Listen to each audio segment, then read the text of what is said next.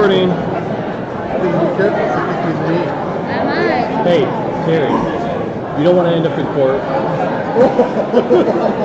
I know. Could you imagine that? Oh, it wouldn't. Oh, is this? Did you want this, or is this yours? I got mine. Okay. Oh, that's Chairman. This is Shelby's. Signing's over there. Were you signing? Oh. No, but she still signs in his desk. Raise your hand if you can hear me. All right, stand down. I need Ken Pittman. Where are you, Ken? I know you're in there. Ken, and Roger Ricketts. No? No?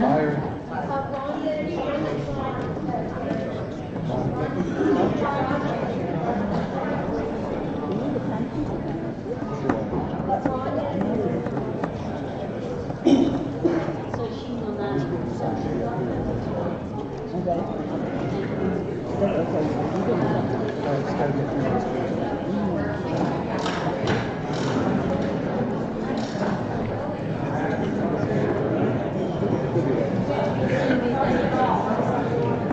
Already Did done. you just call? Did you just put them through the voicemail? I call this meeting of the Collin County Executive Committee to order. Time is 7:01. To start this meeting, I'd like to invite John Myers to lead us in the invocation.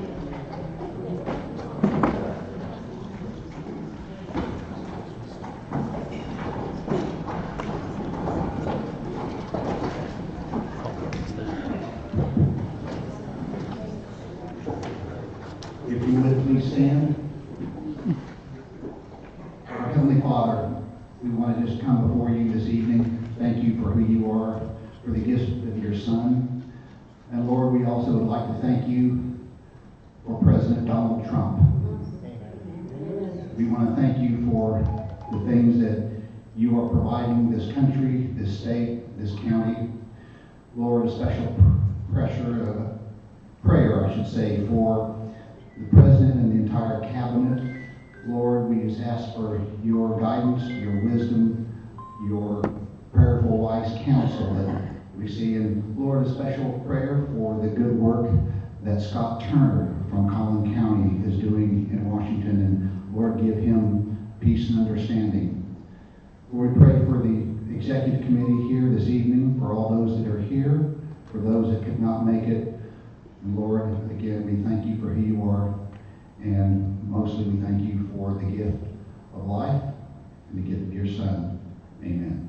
Amen. Thank you, John. And now, the presentation of the colors, the HD 89 color corps. Color guard, forward.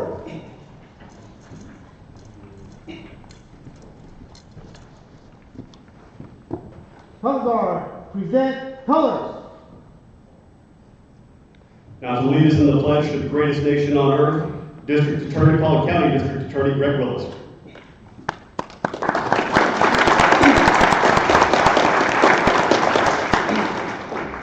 Would you please join me in the pledge to the flag of the greatest nation on earth? I pledge allegiance to the flag of the United States of America and to the republic for which it stands, one nation, under God, indivisible, with liberty and justice for all. Thank you so much, Greg. And to lead us in the Texas pledge from Frisco ISD, Stephanie Eli.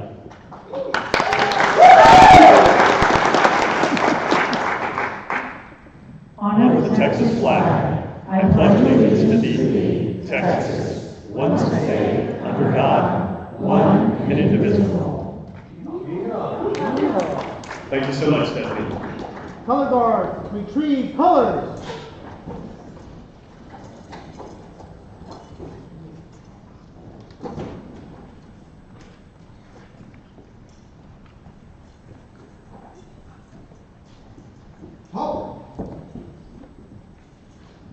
Thank you, everyone. You may be seated.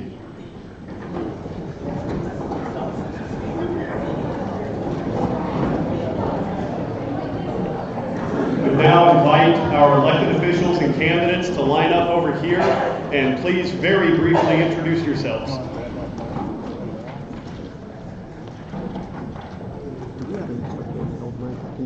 I didn't see when we looked.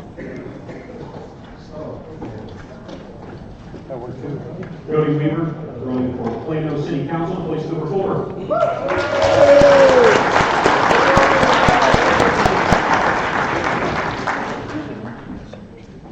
Stacey Weaver, running for Collin College Board of Trustee, place 4.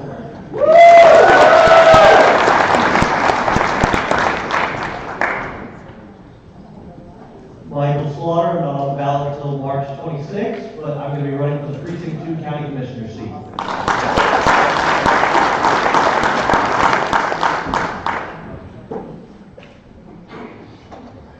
Doug Reeves, running for Plano City Council, place 2. I'm under the weather, so I need to leave.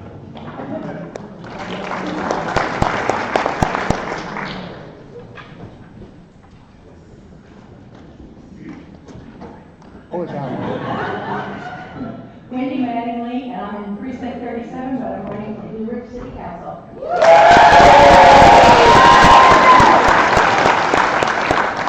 Hello, I'm Dr. Jeray Feltis. I'm the Mayor Pro Tem for here in the City of McKinney, and I'm running for re-election for District 3, McKinney City Council.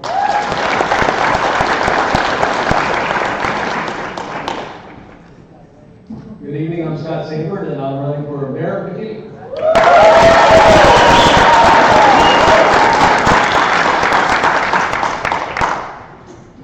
Good evening, my name is Corey Homer. I'm running for McKinney ISD District 3, and I humbly ask for your vote April 22nd through May the 3rd.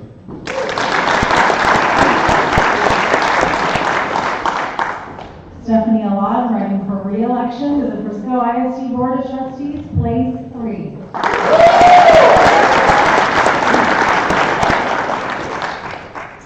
Good evening, I'm Bill Cox. I'm running for Mayor of the City of McKinney. Thank you.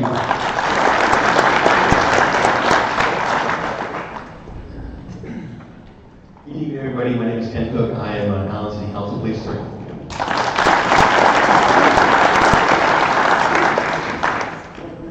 Howdy, everybody. I'm Cindy Darling, President of Princeton ISD School Board.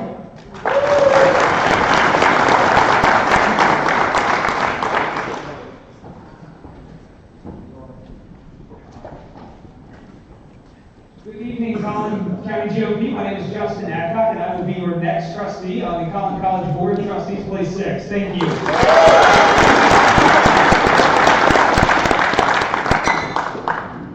Jared Alod, Frisco City Council, place 4. Thank you very much.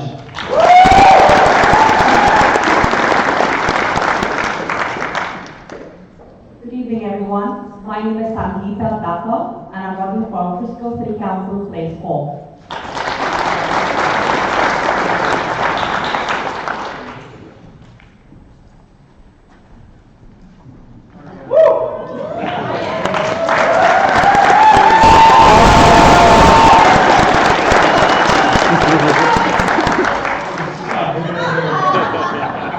Good evening, Patriots. Good evening, friends. I'm Chris Hill. It's my privilege to serve as your Collin County Judge. Thank you.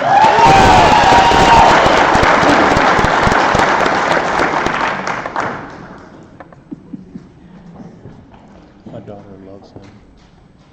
Hi again, everybody. I'm Greg Willis, your elected district attorney. I just want you to know that every day my team and I fight for you every day to keep criminals off our streets, to deliver justice for victims, and to protect our communities. Why do we do that? Because without law and order, freedom cannot endure. So it's the honor of a lifetime to serve you. Thank you so much.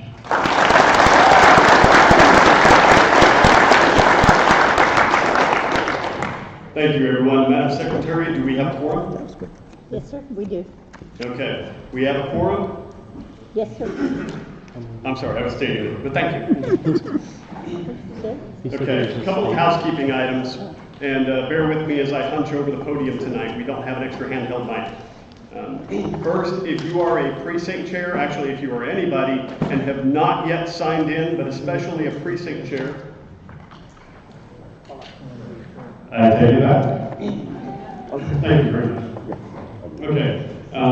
If you have not yet signed in, please sign in over here. This is especially important if you are a precinct chair or a precinct chair in training. Please sign in over here at this table. Secondly, if you are a precinct chair, please make sure you are not seated in this section over here. Precinct chairs must be seated over here. This is how we do the voting. Guests can be over here, but precinct chairs must be on this side of the room, this 2/3 of the room. Just to reiterate, if we have a standing vote, nobody should be moving around except sergeants at arms taking the count. Okay? If we have a standing vote, then please make sure you are either sitting in your seat or standing in front of it and not otherwise moving around. Lastly, you'll notice the blue lines on the floor over here, the blue tape. Whoever is speaking should be at the mic. Whoever is on deck should be behind that first line of blue tape. And to make sure we don't have a cluster of people there, those 2 extra strips of blue tape are going back toward the aisles. Please line up in an orderly fashion. There, the sergeants at arms will recognize you to come forward to the mic to be recognized by the chair. They will make allowances for points of order, points of inquiry, and interrupting motions. And lastly, after the meeting tonight, campus police must remain on hand, so please don't congregate in the hall or outside. Please, everybody, in a nice, quick, orderly fashion, go ahead and exit and leave the premises so that the police and the sergeants at arms can go about their nights. So, folks, I just sent out a reminder today, I sent out everybody an email today. If you do not sign up, over here, if you don't sign in, once the meeting is over and we've turned in all the sign-in sheets and it's done for the day, for the evening, we cannot edit. These are official documents. And even if I saw you there, even if there's a picture of you, we cannot edit those official documents. So you've got to sign in or that's going to be counted as an absence. So please, please, please keep that in mind. Thank you, Terry. Yeah, both of them. And please welcome back Terry Wade.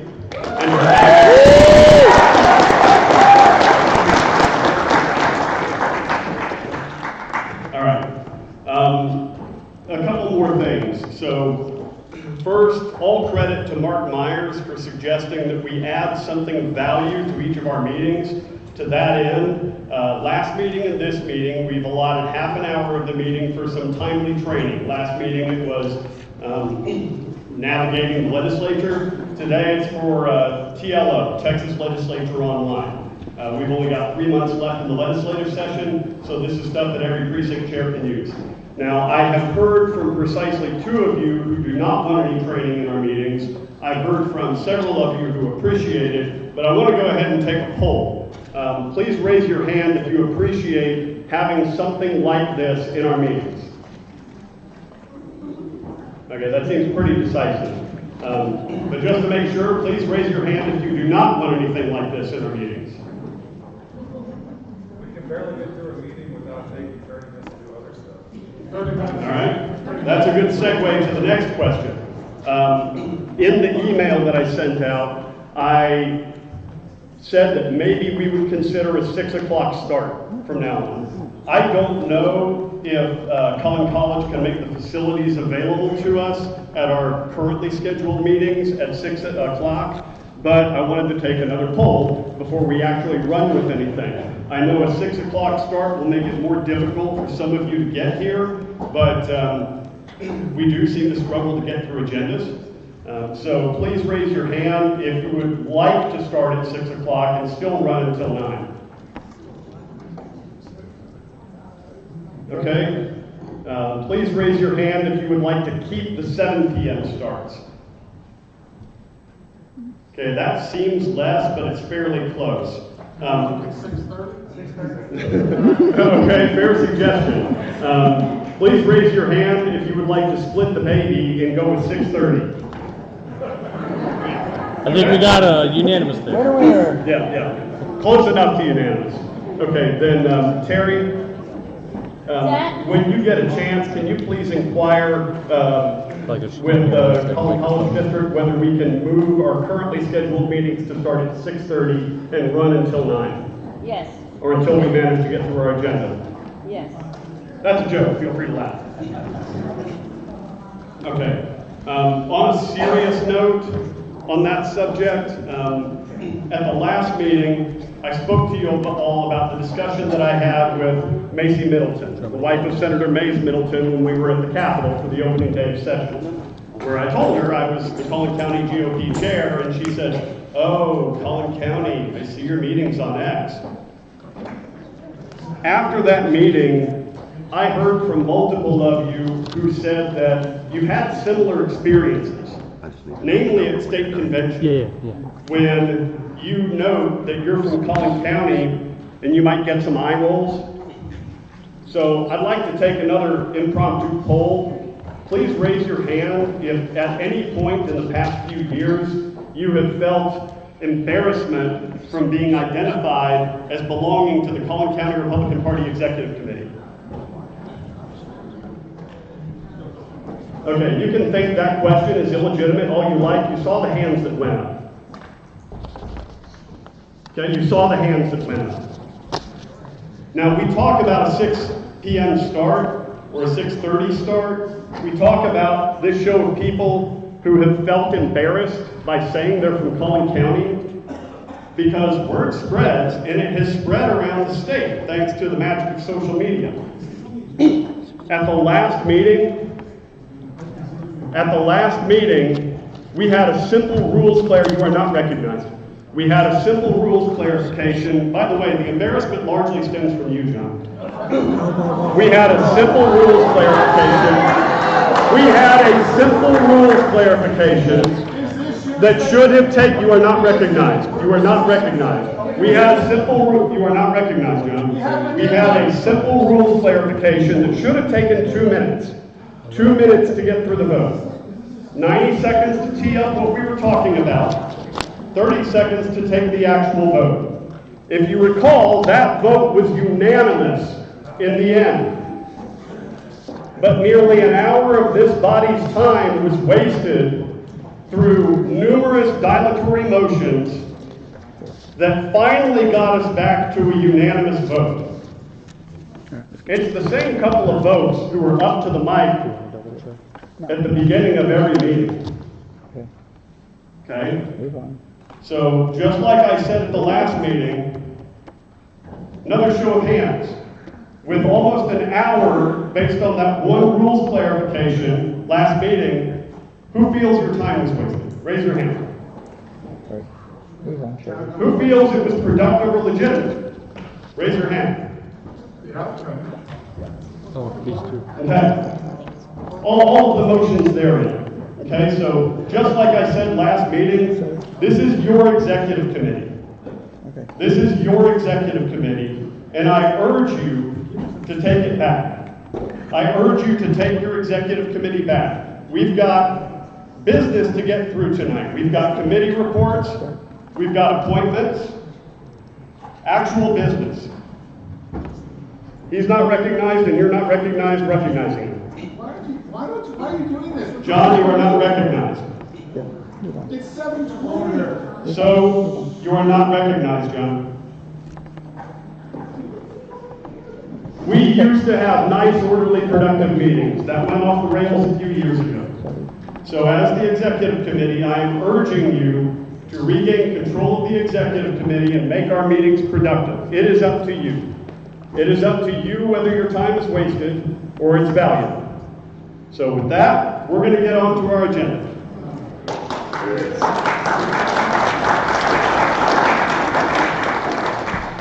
We have precinct chair abandonments, resignations, and appointments.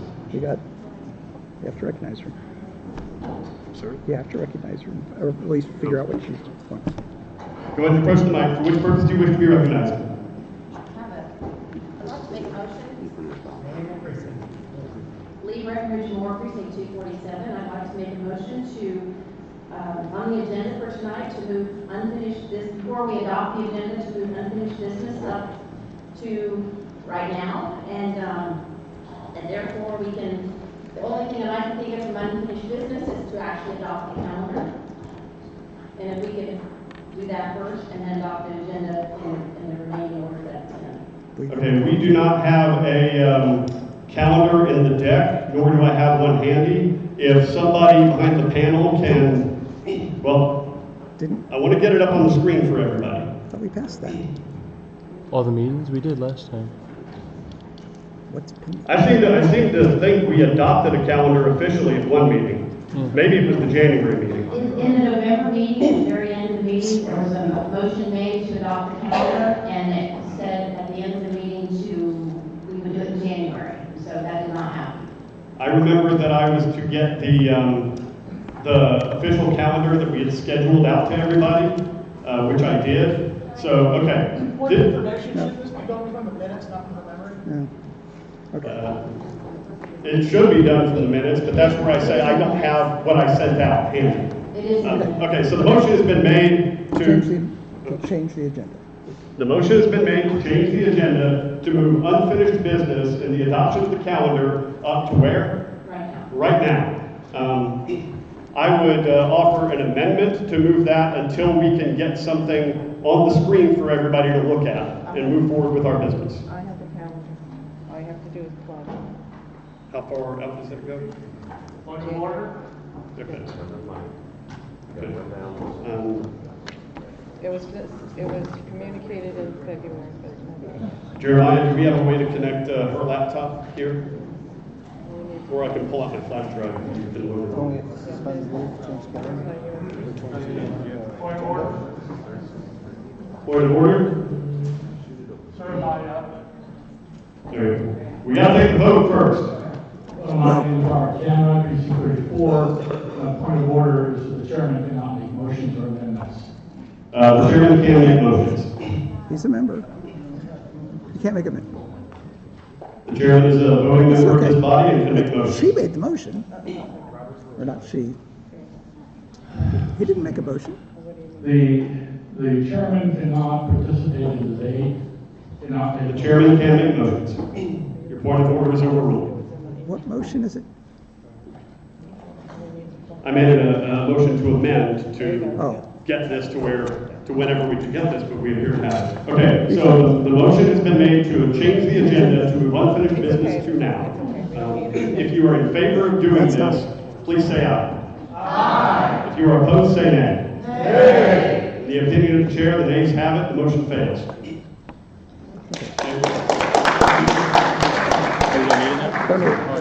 If we can go ahead and get it on a thumb drive for later, then hopefully we'll get there today. Yeah, go ahead and get it later. We'll get to it. Okay. Call has been made for revision. This is, I think it's debatable. No. Not debatable. Standing count. We just, okay. Just a standing count. Like he calls for it, so we do it? Yep. Okay, he's calling for the division, so we're going to do it, but we're adopting the calendar that everybody already has. Okay. So we're going to go ahead and do this. So if you are in favor of changing the agenda to move the calendar acceptance to now, go ahead and please stand and be counted. Do not move out of your seats while the sergeants at arms are counting.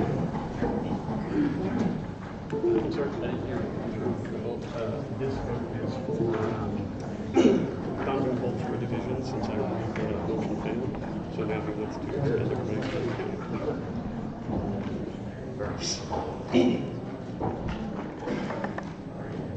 I can pretty much eyeball this and tell it's going to fail.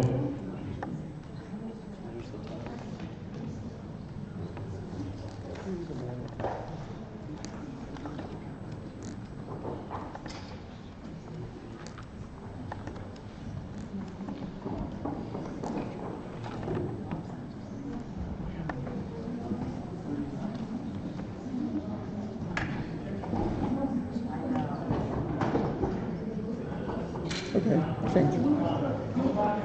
All right. They're not done counting. Oh.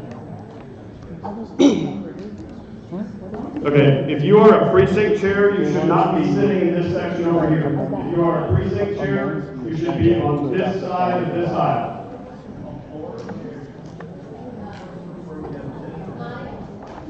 Are there open seats over here where he can sit? Thank you. They're everywhere.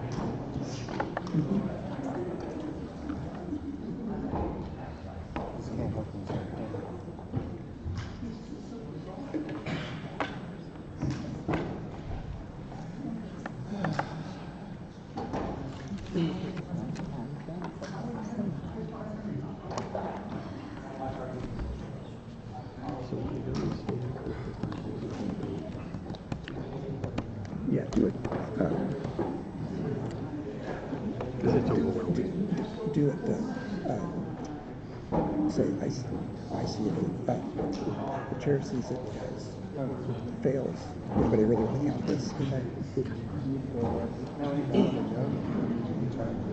already told him.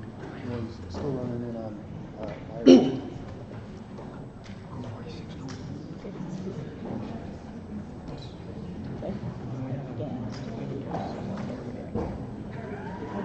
Mr. Chair.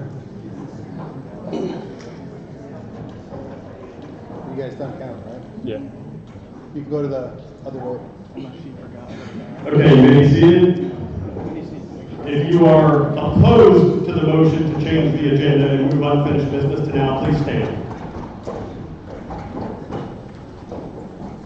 The chair sees that this motion fails based on the standing. Do we really want to have a count? Hearing no consensus that we want to count, you may be seated. The motion still fails. Now we're going to move forward with precinct chair abandonments, resignations, and appointments.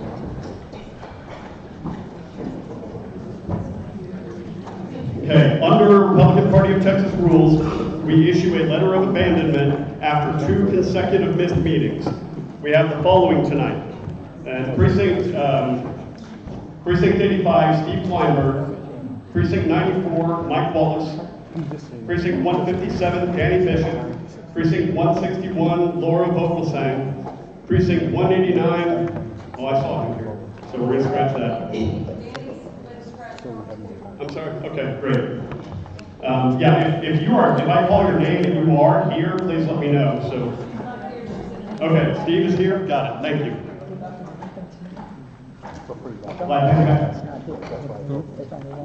Danny's here. Precinct 238, Troy Roberson. And Precinct 107, Brian Will. Happy to scratch it off. Okay, so for Mike Wallace, Laura Vogelsang, and Troy Robertson, please say aye to issue these letters of abandonment. If you wish to issue these letters of abandonment, please say aye. Aye. All opposed, say nay. Okay, in the opinion of the chair, the ayes have it. Now we're going to move on to resignations. We have 3 resignations: Precinct 81, Justin Adcock; Precinct 203, Deanna Kirkendall; and Precinct 11, Cheryl Priolo. The reason we do this is to make sure that if anybody is aware of anything we need from these precinct chairs before they skip town, that it's known now. Otherwise, we can't force them to stay. So all in favor of accepting these resignations, say aye. Aye. All opposed, say nay. The ayes have it. And now to appointments. This is the fun part. And, okay, I may have to do this. We don't have judges. Or RDA anymore. Greg, are you still here? No. Do we have the scripts? Yes. Okay, we have 3 appointments of new precinct chairs. Precinct 17, Josh Gerving. Precinct 73, Ken Pittman. And Precinct 250, Rhonda Rickett. Please come forward. Rhonda Rickett is here. She's with another. Okay. One of the 3 are here, so you're going to get sworn in. Okay, first, we have to have a vote by body. This is Josh Gerving for Precinct 17. Oh, I'm sorry. I'm sorry. One more. Oh, okay, great. No, she's never husband. Okay, we've got 2. Who is this? So, Ken? Josh Gerving and Ken Pittman? Ken? Yes. Ken. Josh Gerving and who else? Ken Pittman. Ken. Oh, Ken Pittman. Yeah, Ron was the only one that way. Oh, okay. Yes.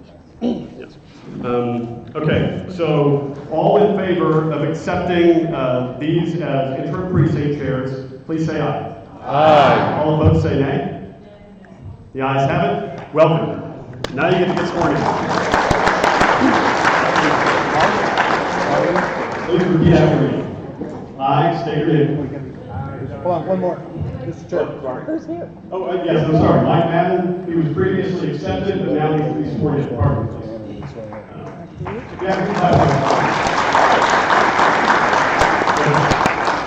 to start with I state your name.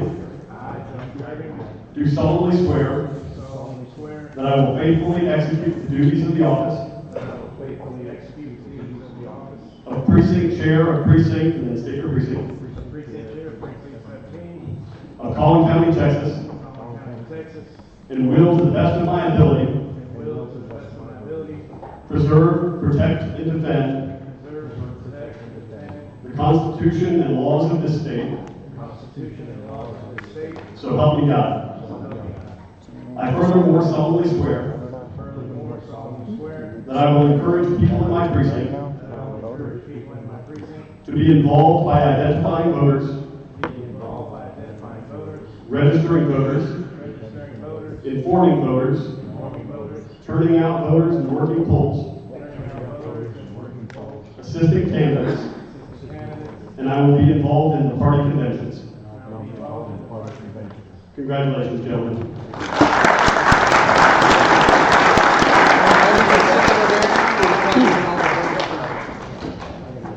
Of course.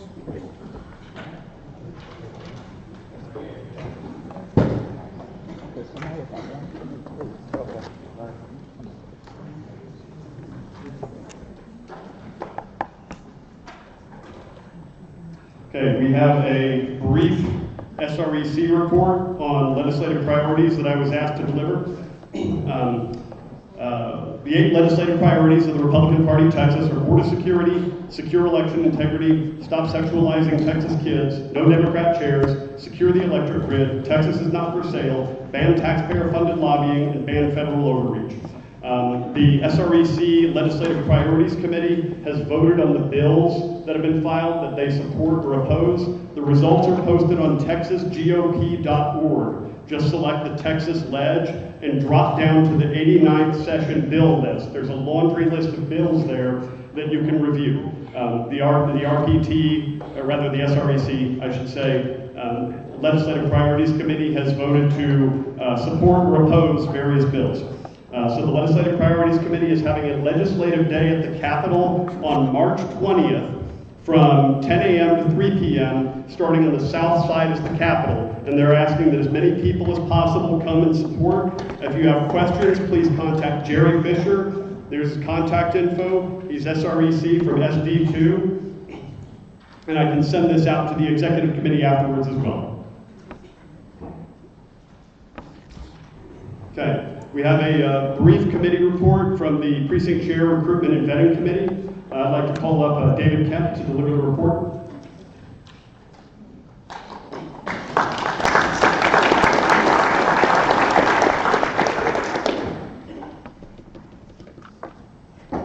We had a meeting on Wednesday, the 26th of February, and we had a quorum, all but a couple of people missing, and they were missing for good reasons, by the way.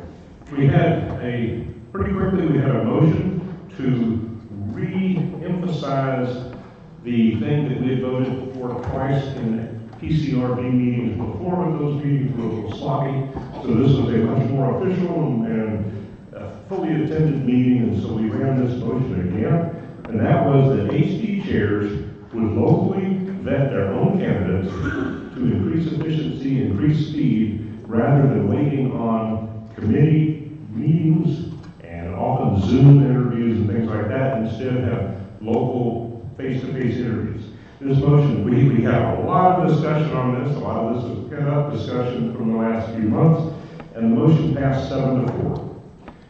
We also had a motion that we had some discussion of whether we even needed to keep the PCRB committee. A motion was made to keep the PCRB committee. That motion failed 6-5. And then there was a motion to recommend to the EC to eliminate the PCRB. And that motion had speakers on both sides, and that motion passed 7-4. So that was a motion to recommend to the executive committee to eliminate the PCRB committee. And so I now recommend that as a motion to the committee, to the EC, to completely disband the PCRB committee. Yes, for purpose, you can hear it. I would like to make a motion to table this motion for a month. My name is Jessica Hulsey, precinct number 97. Okay.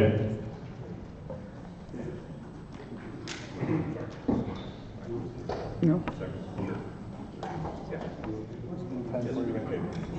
Okay, the motion has been made to table this for a month. For which purpose? Let's take a vote. Have your point of order? Okay.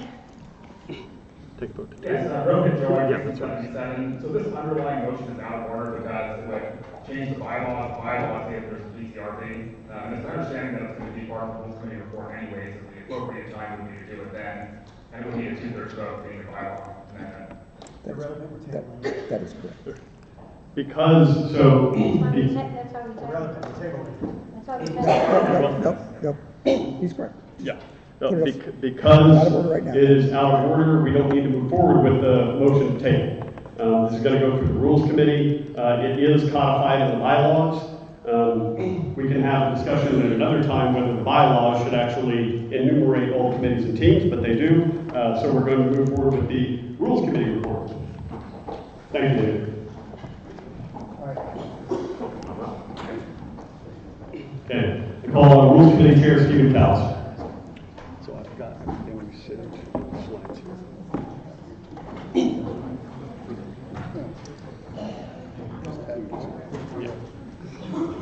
Okay. So issue number 1 was clarification on precinct chairs. That was the language that was taken care of in the committee. We have changed the precinct chair training to be within 90 days. Attending 2 full executive committees was already there, but we've added proviso that it must be within the last 5 regular meetings. We're specifying regular meetings because as of late we've been having special meetings. We're not going to hold those against you because Lord knows I've been in meetings the last couple months. So, in any case, at this time, we can take action on this, or you can wait until the report is done. Do I have a motion to accept this? I moved it. Do I ready for discussion?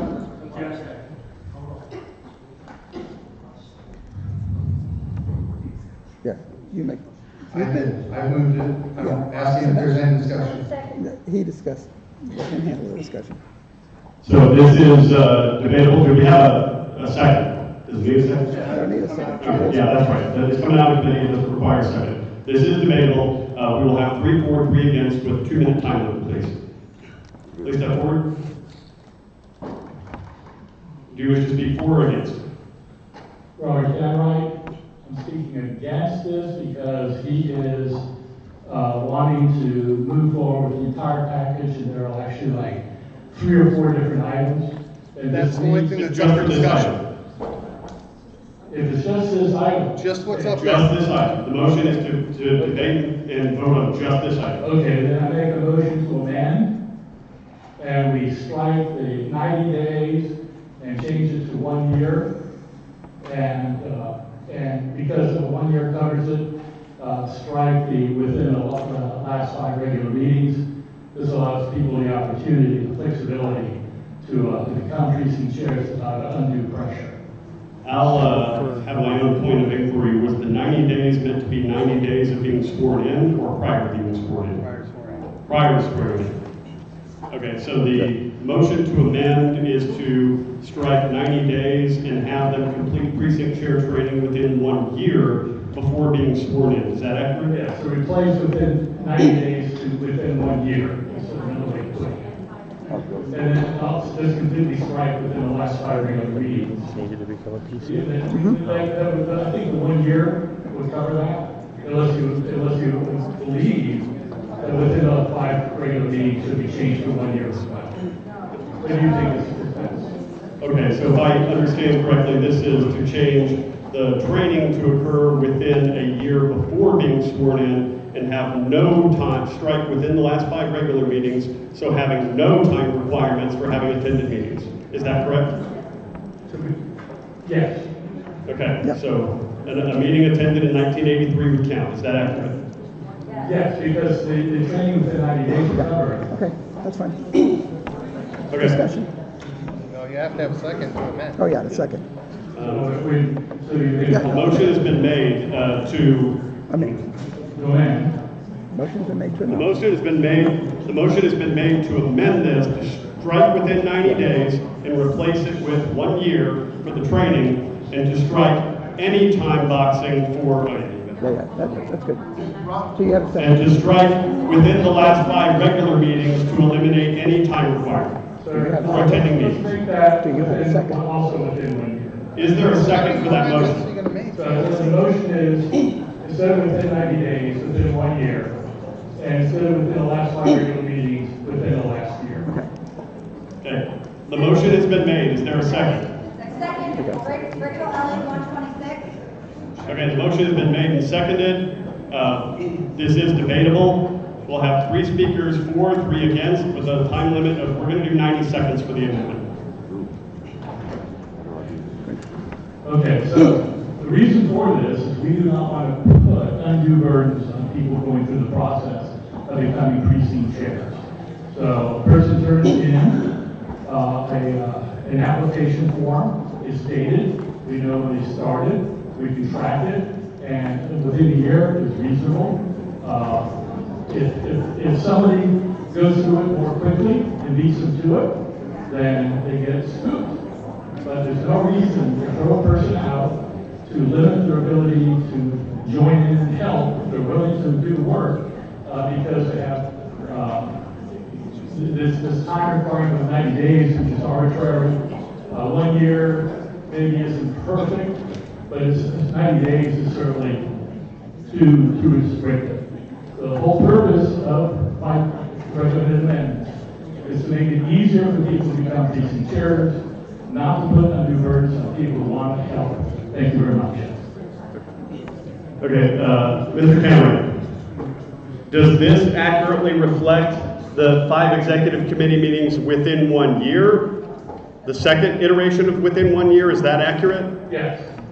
Okay, I thought you said that if... He said yes. Okay. That's good. Okay, then you confirm that's accurate. Okay. Do I have any speakers in against this amendment? Come forward. Oh, yeah. You wish to speak against the amendment? You want to amend the amendment? Yeah. Color me shocked. Okay. Yeah, it's relevant for things to be said. I would just strike the first within 1 year because you can say precinct chair training and attend full 2 executive meetings within 1 year. I'm sorry, please repeat that. I couldn't understand. Okay, so I suggest we strike the first within 1 year because that way both requirements have to be done within 1 year. The 2 within 1 year is redundant. Okay, the motion has been made to strike the first iteration of within 1 year because it's redundant. Okay? I'm not hearing a second. So, Second, 126, Rachel Ellie. shocked again. Okay, so the motion has been made to strike the first iteration of within 1 year. This is also debatable. We can have 3 speakers for and against the amendment to the amendment. We're going to limit this, actually, let's only have 2 speakers in the interest of time to 1 minute each. Does somebody wish to speak in favor of the amendment?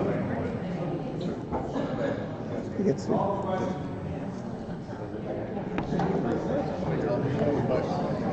Recognize, go ahead. Okay. Somebody wish to call the question? No. Come forward, please. Okay, go ahead and speak. You got 60 seconds. Yeah, so this is a clarifying thing. I mean, we'll get to debate the merits after we adopt the amendment. All this is just to clarify and not have to have amendment. That's the only purpose of this amendment. Thank you. May I suggest offering that as a friendly amendment to the First Amendment's author instead of going through all the votes and debate? There's no friendly amendment, Robert rules. Yeah, that's right.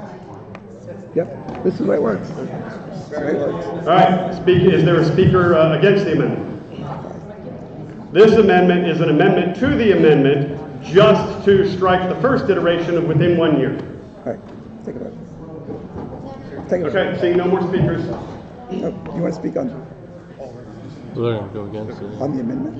Do you wish to be recognized? Yes, Is it an interrupting motion? It's an interrupting motion. Okay. I move we call both of those questions. State your name. It's fine. State your name. John Heinz, precinct 206. Let's call both of these questions for a moment.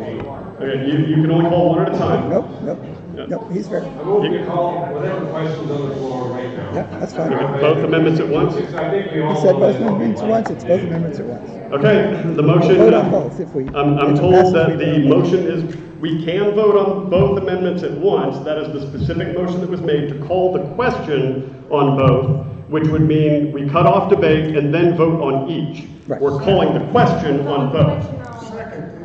Okay? The motion has been made and seconded. This requires a 2/3 vote to call the question. All those in favor of calling the question, which will suspend debate, and then we move on to vote on the motions. All in favor of calling the question, say aye. Aye. All opposed, say nay. Okay.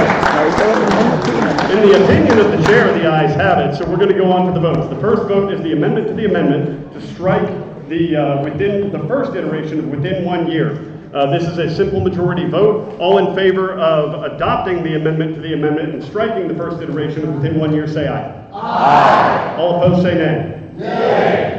In the opinion of the chair, the ayes have it. Now we move to the underlying amendment. That, can you please strike that? Here's what we're voting on. We are voting on the text in red. Strike that, please. We're voting on. Yes, that's correct. Okay. Yes, okay, this is correct. We're voting to strike the first iterations of within 90 days and the within the last 5 regular meetings and just insert within 1 year. All in favor of making this change, say aye. Aye. All opposed, say nay. Nay. In the opinion of the chair, the nays have it. We're going to do a division. Everybody in favor of adopting this amendment to strike within 90 days and strike within the last 5 regular meetings and insert within 1 year. Everybody in favor of this amendment, please stand. While the sergeants at arms are counting, please do not move around. Either sit in your seat or stand in front of it.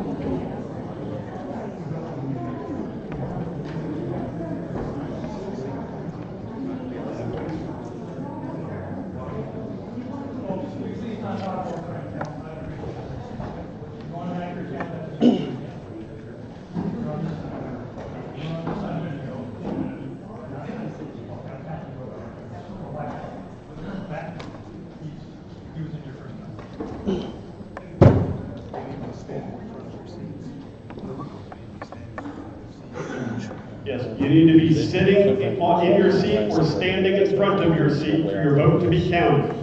Nobody should be out of place or moving around. I think a few. Rachel Elliott, please go back to your seat to be counted.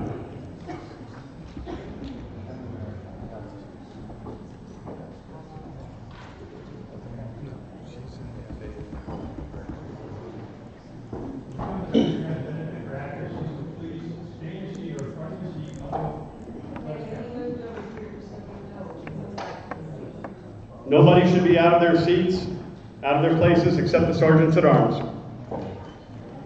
You should be sitting in your seat or standing in front of it to be counted, or not counted as it were.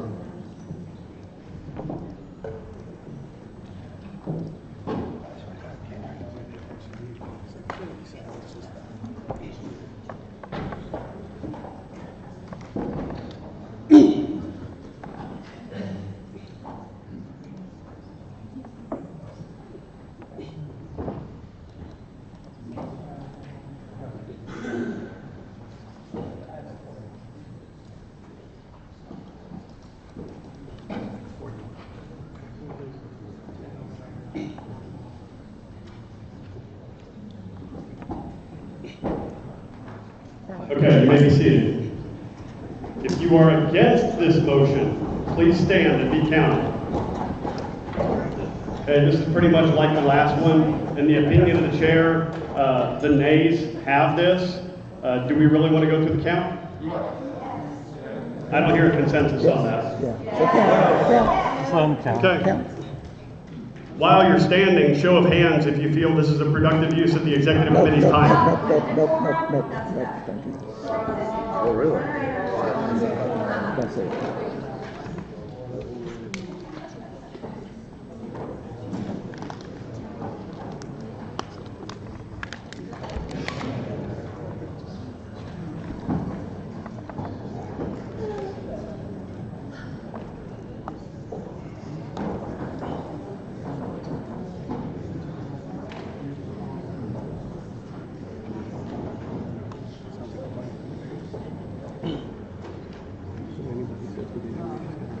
Yep.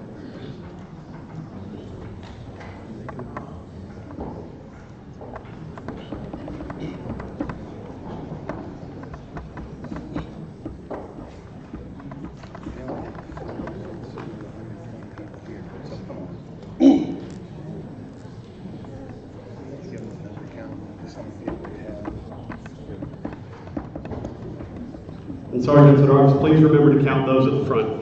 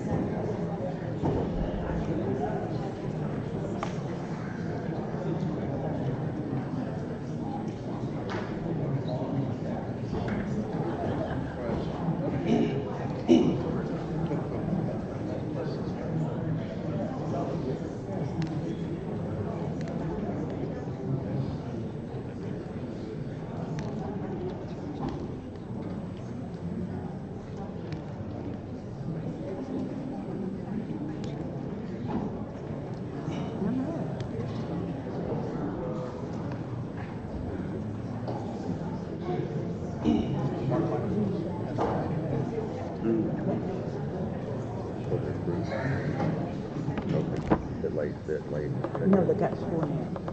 Oh, yeah. There's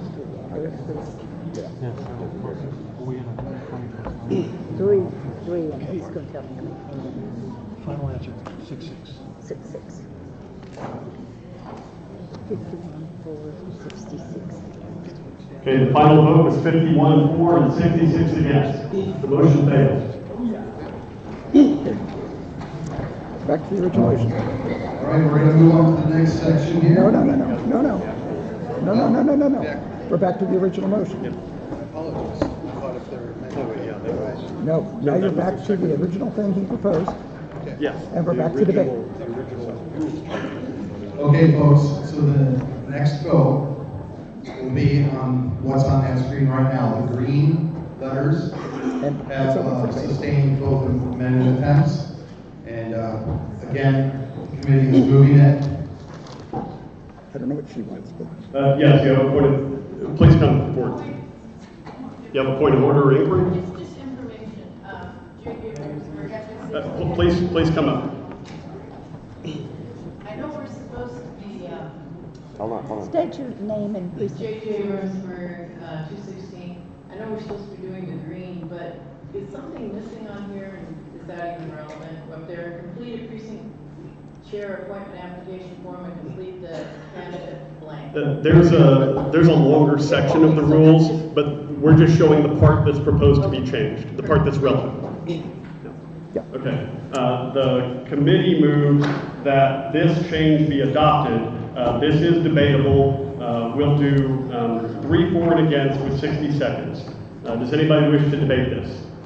Doesn't look like it. So. Okay, doesn't look like it. Then we'll close the debate and move to the vote. This is a simple majority. All in favor of adopting this rules change, please say aye. Aye. All opposed, say nay. Nay. The ayes have it. We'll move to the next item.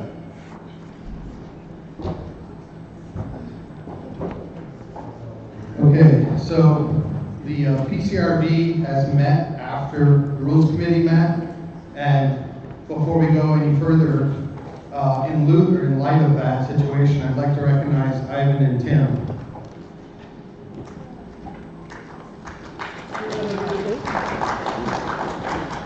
Ivan Simpson, precinct 111. I motion that we table any consideration of removal of PCRB until such time that we've had careful consideration of the changes that I know a significant amount of the members are willing to consider.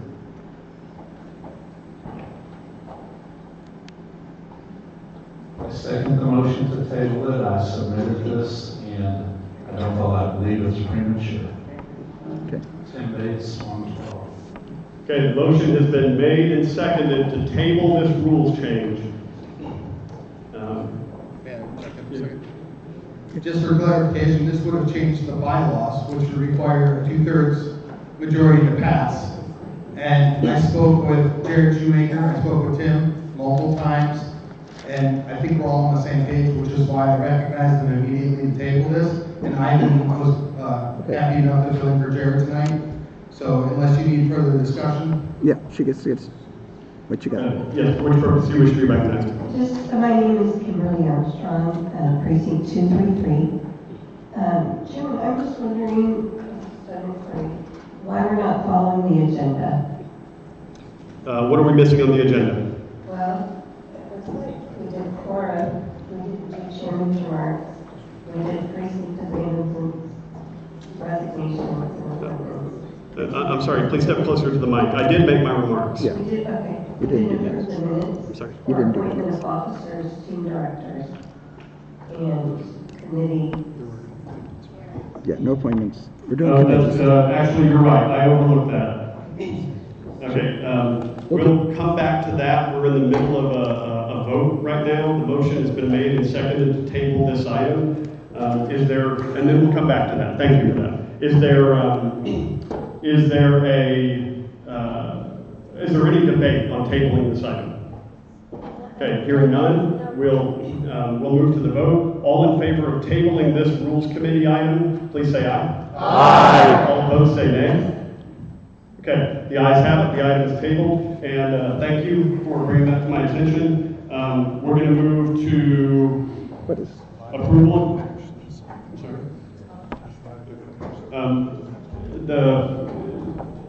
Does the body wish to commit to finish the Rules Committee report first before going back to the minutes? Just going to do a simple voice vote on this. If you wish to finish the Rules Committee report before going back to the minutes, please say aye. Aye. If you wish to stop the Rules Committee report and go to the minutes now, please say nay. Okay? We're going to finish the Rules Committee report. Thank you. We'll go back. Thank you. Okay, what's next? Okay, so I put this up here, so I wanted you all to see this. I know there was quite a bit of online discussion regarding this situation. If you'll see the red, that's what happened in committee. As the chairman of that committee, I will put forth anything that is submitted to me, whether I like it or not. What the committee does will be reflected and forwarded so you all can see it. So I just wanted you to know what happened with that. The fourth item is to add the green language. Now, I was in contact with Serene. Serene had elaborated that he has some additional things that he would like to be put under the auspices of the Legislative Priorities Committee. He is going to be working on getting me some additional items, but at this time, the only thing he asked for is, hey, while we're in session, by putting anything that we do through Rules Committee adds an entire month to that. He wanted the flexibility during session to bypass, to be put before the body. I put it before our committee.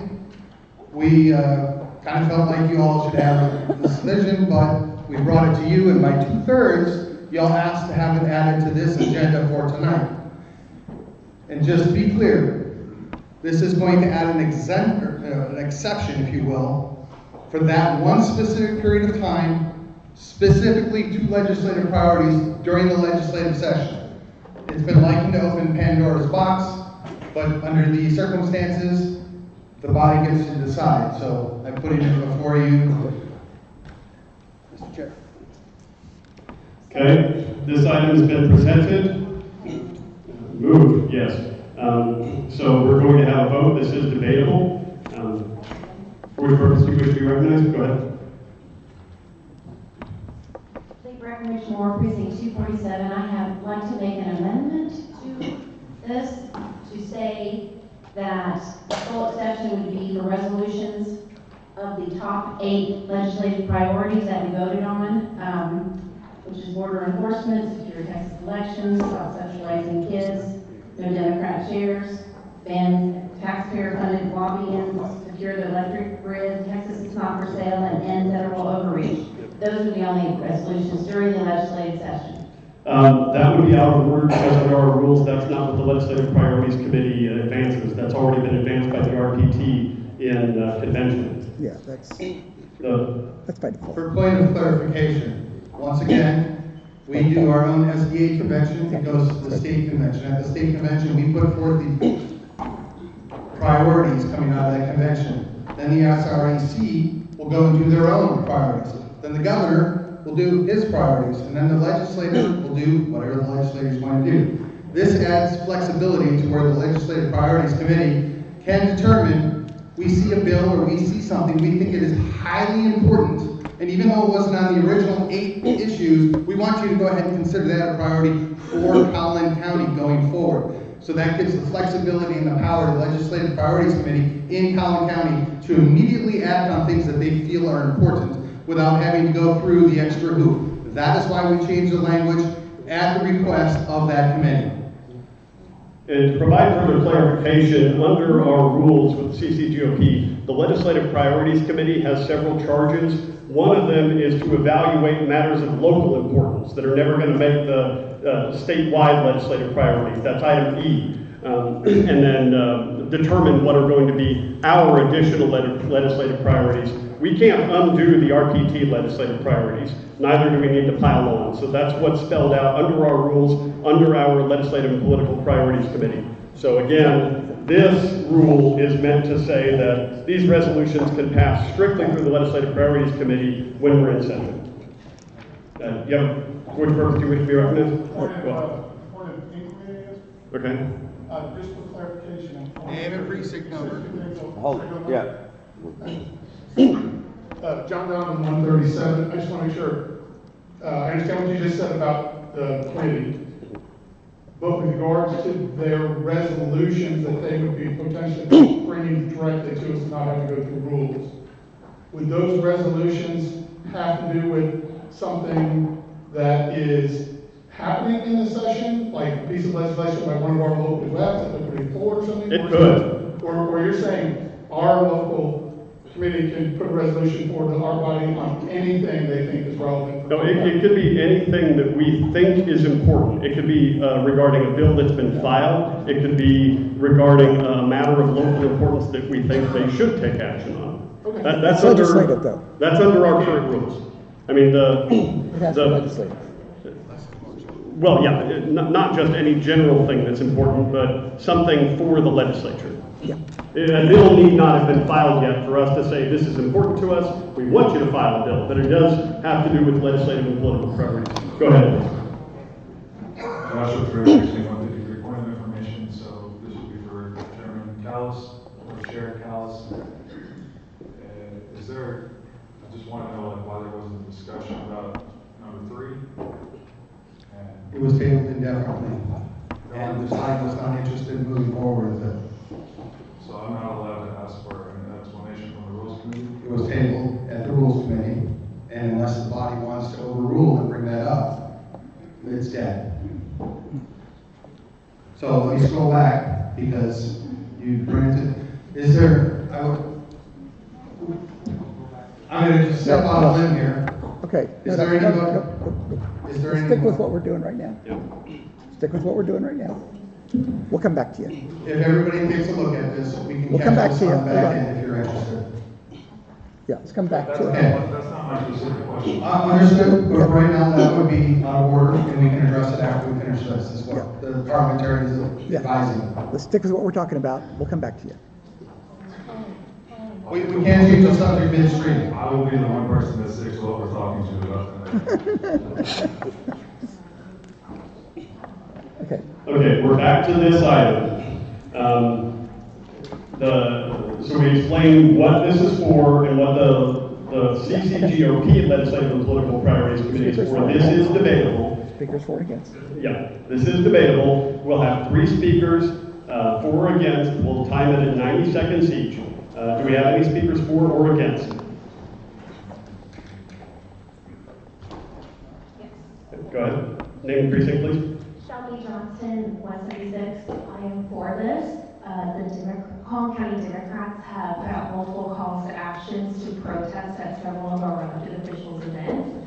They're doing multiple calls to actions to call their legislators, figure out what's important to them. They are moving rapidly fast and also doing lots of marketing towards this. I feel like this would help me as the comms director to move important things faster if we can do a call to action and get people to call their legislators or show up at certain meetings locally and move forward just as rapidly as fast as the Democrats are. Thank you.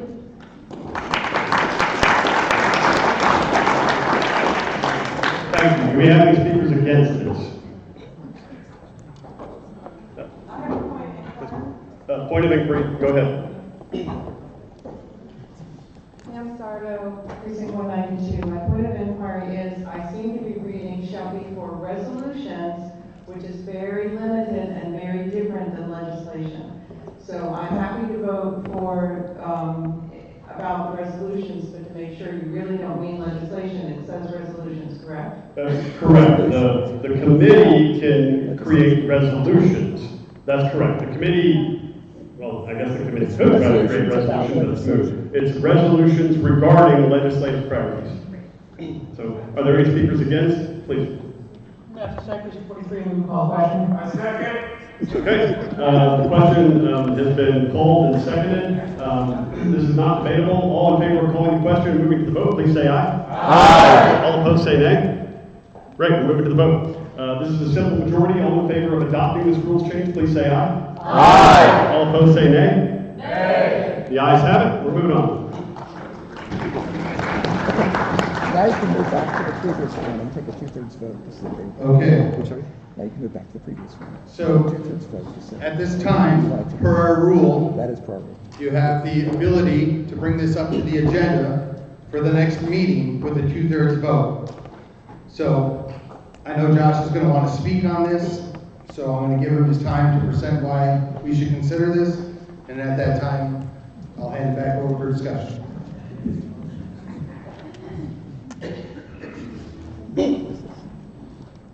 Well, first, I just want to know, when we go through these rules committees, if the rules committee does not approve a proposal, then will you get an explanation? Because at no time would any precinct chair, any proposal that brought forward, understand why it was taken to that.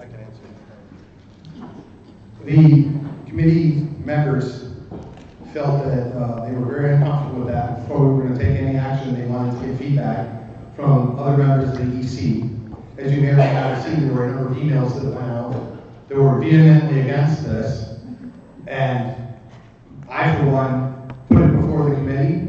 The committee was not interested until they had an opportunity to talk to other members of the EC. The motion was made to table it until such time that passed. As per what our rules are, I put those things up there so you know what happened with them. At any time that you write a rule or resolution and you submit it to me or the committee, it is incumbent upon you to come speak on that issue at our rules committee meeting. And when you submit that, you can ask when it's the next meeting, or you can wait until it's posted. And I'm pretty good about letting people know through the grapevine, if nothing else. But our standard procedure is to then meet on the third week to answer your question. So as far as why this failed, I can't speak for the committee, but I will tell you that I'm very uncomfortable telling anybody they can't come up and make a motion or amendment as they see fit. I feel it's very important we should protect that. Even when I'm not happy with the motions or the amendments or the point of orders, it has to be respected. That's why I was opposed to this. I wasn't aware of when the Rules Committee meeting was, when we talked about that, so I'll just basically say, of anything I've done involved with the Collin GOP, the idea that I expressed that our precinct chair's time is valuable has been probably the most positive feedback I've gotten. In fact, it's like tonight. 3 times seems like a lot. I could maybe just say 1 time. So if you come up 3 times and you speak for a maximum of 2 minutes, why would we allow somebody to monopolize everybody's time? I don't understand why there's any objection to this. It's simply to speed things along, which I've heard lots and lots of people say that we would like to speed things along. This was my idea to do it. If somebody has a better idea how to do it, that's fine. But I've been to precinct chair meetings where certain, like one precinct chair has spoken 15 times with the mic, and that's way too much. Okay, That's right. so with respect to what you said, Suspend the rules. Put on. you're wanting to suspend the rules for reconsideration at the next meeting. So do I have a second? Okay, so you require 2/3, Mr. Chair. All right, the motion has been made to suspend the rules. What's Robert standing? Do you have a point of information or inquiry? Point of information. Yeah. Go ahead. Well, So, no, Chair, but the other part is, so yes. my name is Robert Canright, precinct 34. Every meeting we have the opportunity to make a motion to put restrictions like this at each and every meeting. Sure. We traditionally go with 3 speakers for and against, 2 or 3 minutes. That's traditional. Yet, we already have the freedom right now, per Robert's Rules of Order, to pass a motion to make restrictions on the speakers or to loosen them up. And to move things along, do we not also have calling the question as an opportunity? So my question is this not completely redundant because it's already taken care of in Robert's Rules? Well, it's not redundant because it's permanent. As opposed to voting each. Yeah, it's. Can I make a rebuttal? No. We gotcha. We got to move to a vote. Yeah, we gotcha. So this is debatable to suspend the rules and place this on the agenda for the next meeting. Yeah. So we'll do. Well, he moved and there was a second. It's to suspend the rules. Joshua moved and there was a second from over here. So whoever seconded, please stand up and identify yourself. Okay. So it was moved and seconded. This is debatable. We'll have, it requires a 2/3 vote. It would suspend the rules now and place it on the next agenda for consideration by this body. So we'll take 3 speakers for and against, 1 minute each.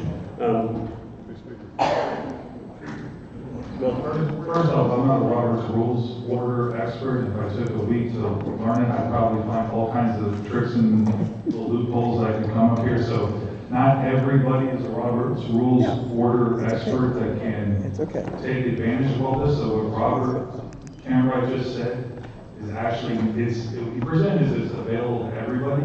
but you have to know Robert's Rules of Order in order to execute it. Frankly, our meetings are difficult enough. This is very simple. Everybody can count to three. 3 times up to the mic is enough. Okay. Are you speaking for or against? Against. But go ahead. Well, against bringing this up. So just based on the gentleman's proposal, he just spoke 3 times. And so, he flexible.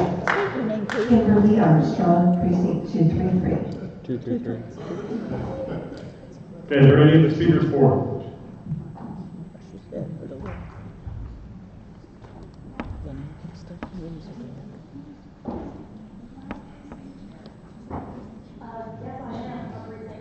All right, go.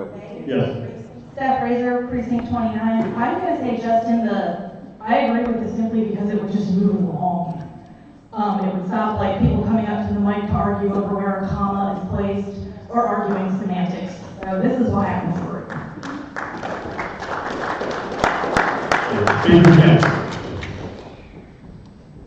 I'm Jeremiah Hammer with the Big Red One, and this thing is nonsense. It's arbitrary to say that you can speak 3 times, but for what or about what? If you're having problems with people coming up and giving laudatory remarks and doing nonsense, then we need to address that and the disruptions that they're making, rather than just putting these arbitrary restrictions on the entire party. This is absurd. Thank you.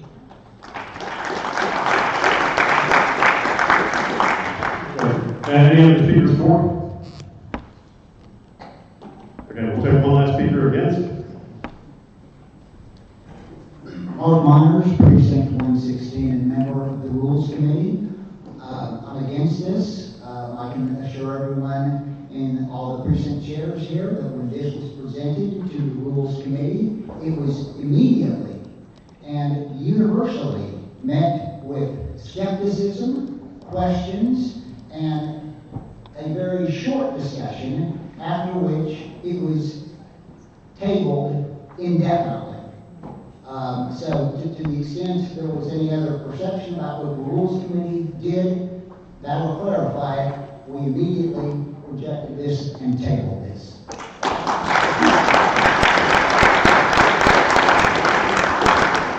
Thank you. Are there any other speakers for? Seeing none, we'll move to the vote. You wish to speak for? This is the one that's coming down. I'll ask you that if you know you're going to speak, please make your way to the front. Precinct 43. Well, I think people are missing the point. We're not trying to vote today on whether or not this is a good rule or not. We're trying to vote whether or not we're going to put on the agenda for next time. That's all we're trying to vote on. And do we want this to get heard, or do we want to just leave it table? That's what we're trying to do. Name and precinct. Name and precinct, please, again. Matthew Side, precinct 43. Okay, thank you. So we're going to move to the vote. This requires 2/3. If it's successful, we would put this item on the next month's agenda. So all in favor of suspending the rules and placing this item on next month's agenda, please say aye. Aye. All opposed say nay. Nay. The nays have it. And that, ladies and gentlemen, completes the rules report for this month. Thank you.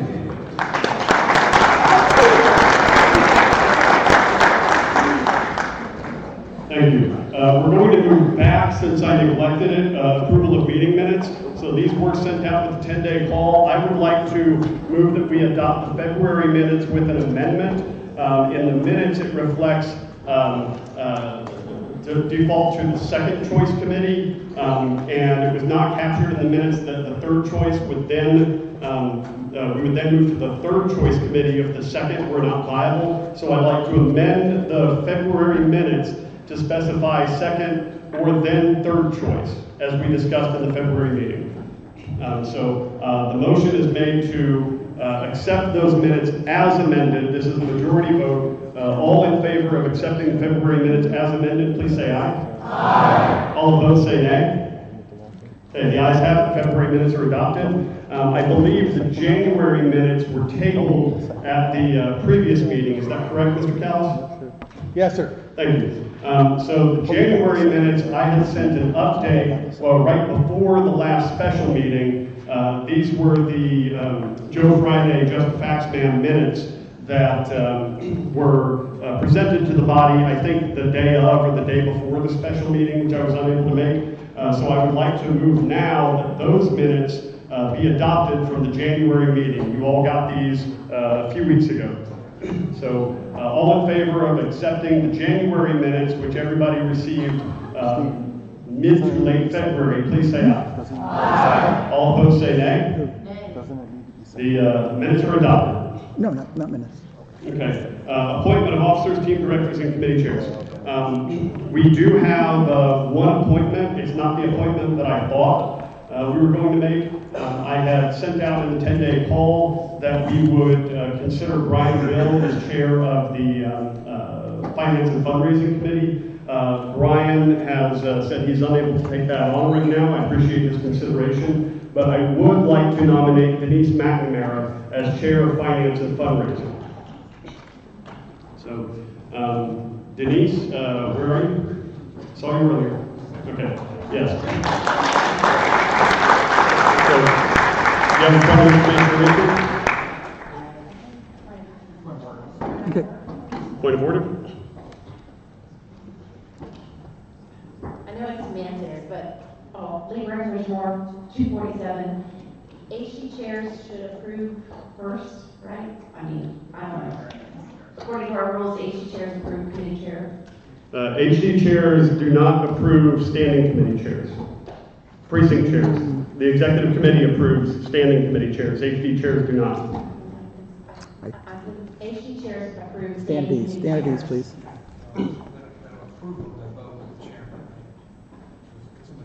The chairman presents the chair, the name, and then the HG chairs approve. Yeah, hold on. Stand at ease for a moment. We're going to stand at ease for a moment. Yeah.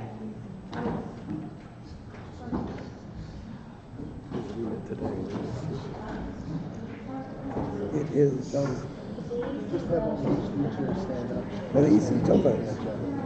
I think in the middle your consultation, if anybody's put them on the spot. I'm just going to show them. It's already in there. I don't have it yet.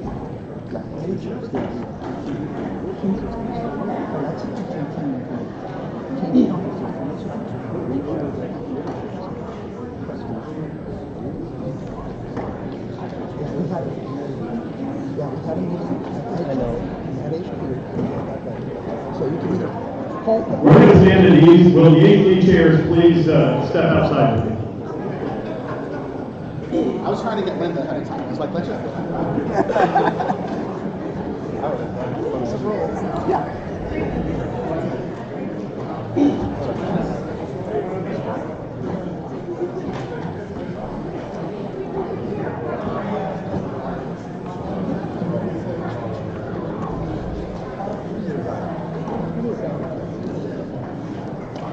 I feel like we're making more progress, but it's a grind.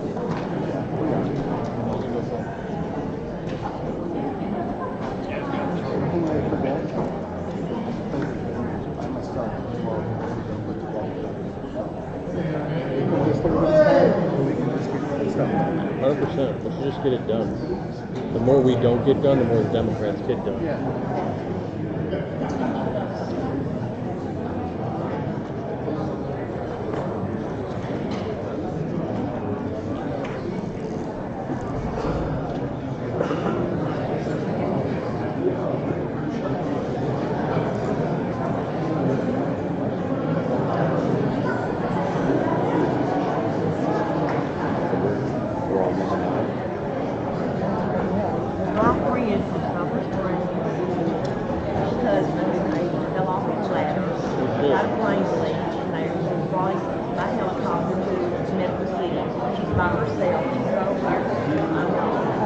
Good luck. Alright. Terrible.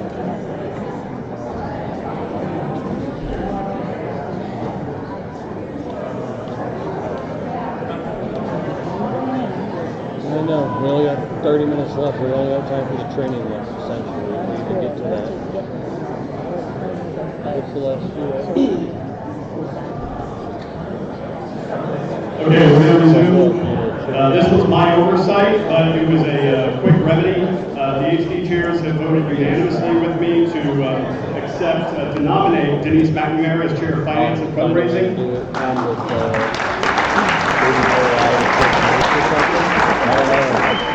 So we're going to go ahead and go to the vote. All in favor of accepting and appointing Denise McNamara as Chair of the Standing Finance and Fundraising Committee, please say aye. Aye. All opposed say nay. Congratulations, Denise. Thank you very much.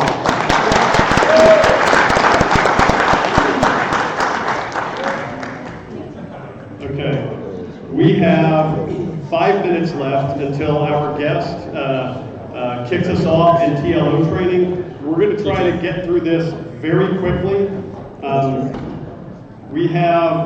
We're going to have to move this, but we just accepted the rules change that allows us to do so. We have a brief report. I stress brief by the candidate committee.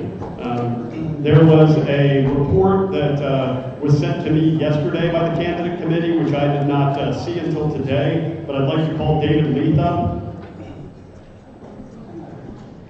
We may not have time to consider this, but I want David to present what the candidate committee discussed.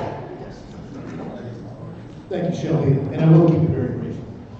Bottom line, the first meeting of the candidate committee, before we had the second, third choice thing, we agreed that the stakeholders, the precinct chairs who actually live in a political subdivision, like live in Plano, you are the only decision makers on who gets endorsement for that place.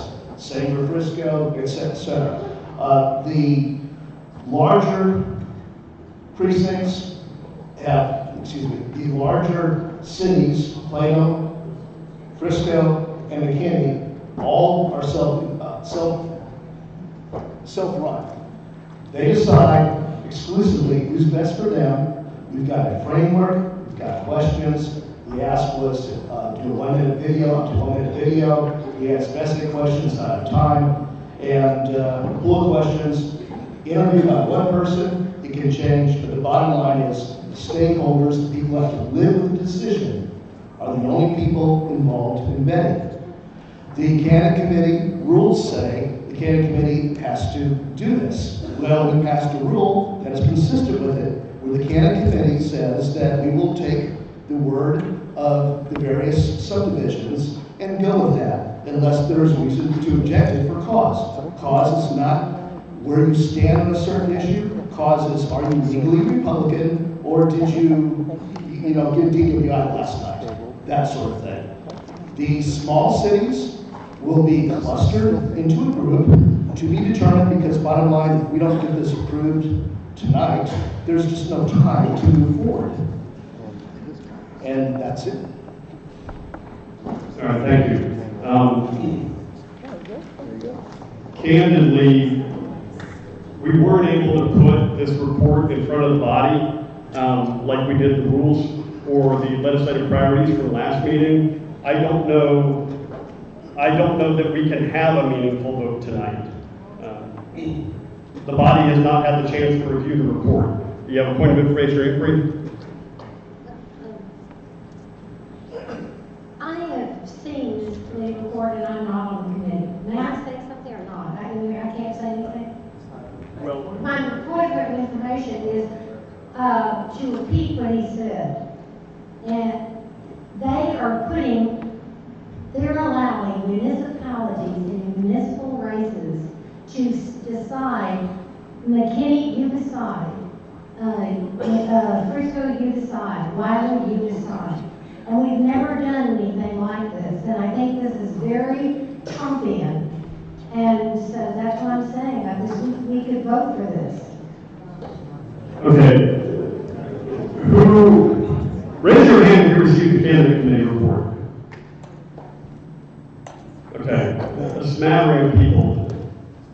Frankly, I don't know what we're actually voting for. I haven't even had a chance to review the committee report yet. It was emailed to me yesterday. It was brought to my attention today, and I haven't even had a chance to review it. Obviously, most of the body hasn't had a chance to review it. I did speak with David Leith on the way here. I don't fully understand the mechanism. I'm happy to forward the report to the entire body tonight or tomorrow. I'm happy to call a special meeting to consider it if we need to. But I don't know how we can have a vote for something. I don't know exactly what we're voting on. Yes, Byron. You have a point of information or inquiry? Okay. You have a point of information or inquiry? Yes, I wrote it Joint 277. Speak up in the mic. Yeah, point of information is, when do you plan to vote on endorsements that may be recommended by the candidate committee? I'm sorry, say that again? When do we plan to vote on endorsements that may be recommended by the candidate committee? Did you say you already voted on endorsements? Yeah. Oh. That would have to be the next meeting. Yeah, it would have to be at the next meeting, but the candidate committee doesn't have recommendations for endorsements yet. Okay, Mr. Chairman? Yeah, I move that we fix the time to which to adjourn. So when this meeting adjourns, we adjourn to Collin County Republican Party headquarters at 10 a.m. Saturday to finish the business, because for the endorsements to mean anything, it's going to have to be done. So if we wait till April, the endorsements are not going to.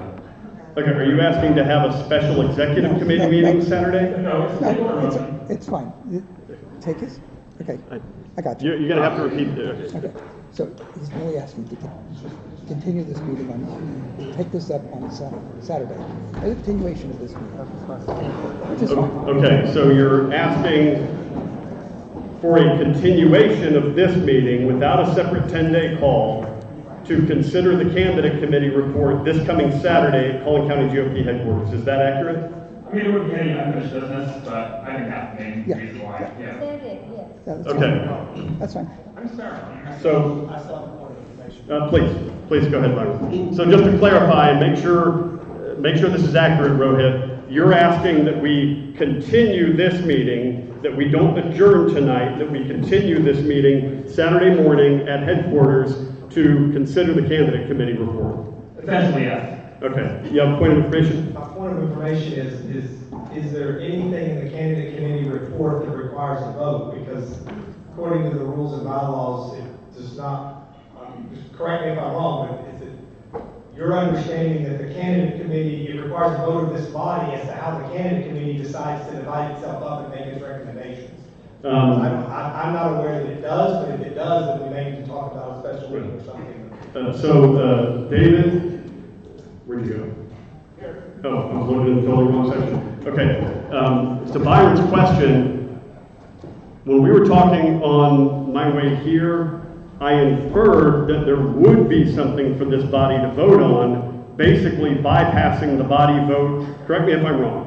I inferred the suggestion, one of the suggestions, to be that this body vote to not have a body vote on endorsements, but instead defer to the precinct chairs within each voting jurisdiction. Is that accurate? No. Close.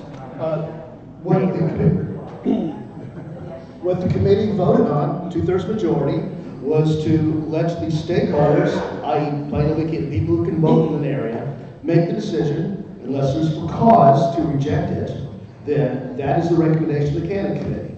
As such, we are asking for approval to, in the interest of time, not to have the 10-day window, is to just have the EC bless and trust the precinct chairs who live in these cities that they have to live with the consequences of the votes, and the other stakeholders to just accept it and move on.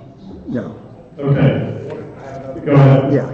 Go ahead. Two quick points of information, one at a time. First of all, it doesn't require 2/3 vote. Point of information, I don't believe, Mr. Chairman, that it requires a 2/3 vote for the committee to decide to refer its own business internally to the stakeholders. Am I correct in that? That's correct. The committee can organize however it wants internally, as long as it's not preempted by the rules. Second point of information, though, is that the actual allowing the precinct chairs to endorse on behalf of the party instead of coming to the EC would require notice and a vote, because that is part of the rules. That is part of the rules, and so you couldn't do that on Saturday anyway. You couldn't change the rules to allow, that's a rule change, because the rules require them to report to us and the body to vote on every endorsement. Am I correct on that, Mr. Chairman? That is correct. The rules require the entire body to vote on endorsements.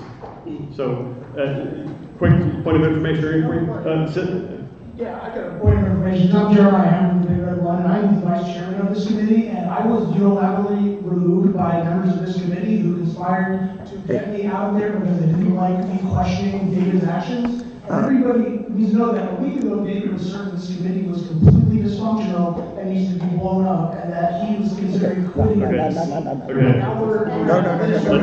one point of information.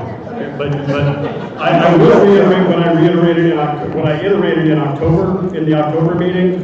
Nobody is to be removed from committee deliberations or this body without a vote of the appropriate body. So information that I had no impact or input on this, and I was deliberately excluded from any of that. Understood. Anybody who is deliberately shut out from committee proceedings without a committee vote, that's not legitimate. It requires a vote of the body, the interested body. I said that back in October. You have a point of information or inquiry, we have to move on from this.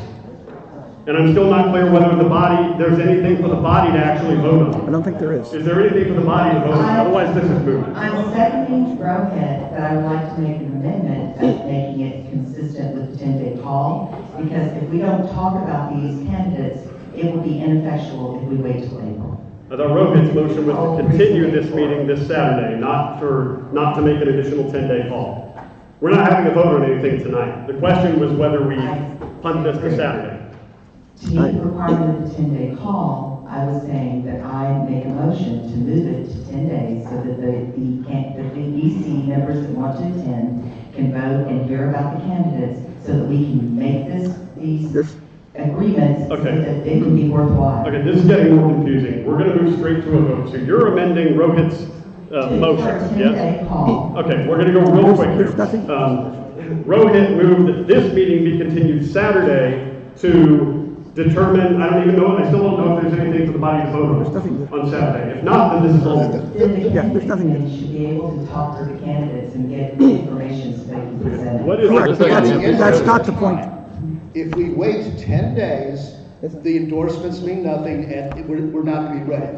So the question is, do we even do this?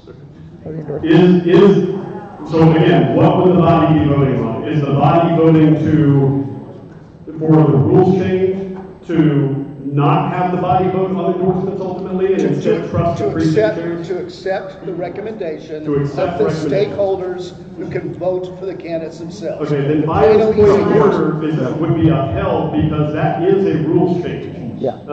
That has to go through the rules committee. Okay, so this entire discussion is moved. I can send out the candidate committee report tomorrow, but that would have to go through the rules committee to do.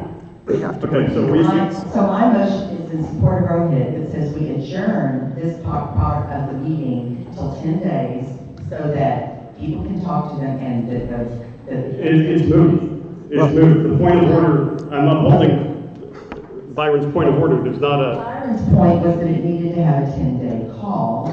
Correct. What I'm suggesting is that we... No, Byron's point of order is that a change to the rules to not require the EC vote on endorsements has to go through the rules committee first. That is correct. But he was saying if we were to meet and talk about these candidates, that it needed to have a 10-day. Okay. It couldn't just be an adjournment till Saturday. Okay, so Rohit made the motion to adjourn till Saturday.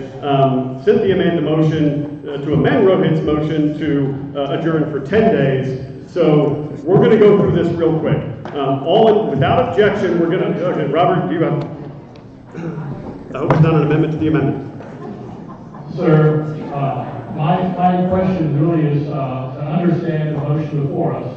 I thought that to adjourn to Saturday because we needed to approve candidates. I thought the motion for Saturday was to approve candidates. No candidates have been interviewed. No candidates.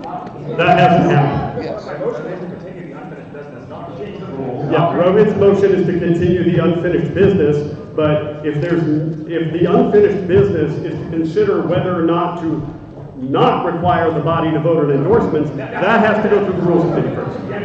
Yeah. There's nothing to do. Okay, this is really... There's nothing to do. Can we call it to order? Yeah, we're going to go through these votes. to the extent that they are germane, we'll figure that out later. We're voting on Cynthia's amendment. Without objection, we're going to go straight to the vote. Cynthia's amendment is to postpone this for 10 days. So all in favor of adopting the amendment to postpone this for 10 days, that says nothing of the underlying motion, please say aye. Aye. All opposed say nay. Nay. In the opinion of the chair, the nays have it.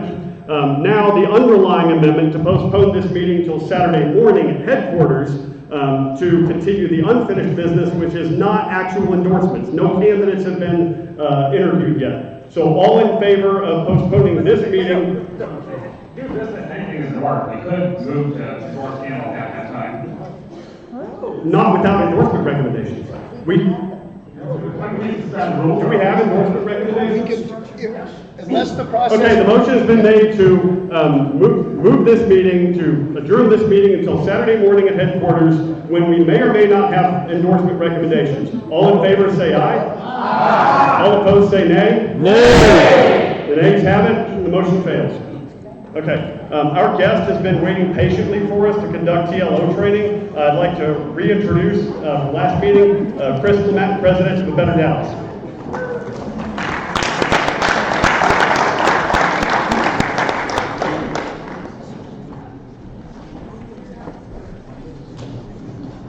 All right, how do I plug this bad boy in? Oh, good question. Jeremiah? I don't know how to. What are you trying to do? Just share your screen? Yes. Yeah. You're going to be able to have that.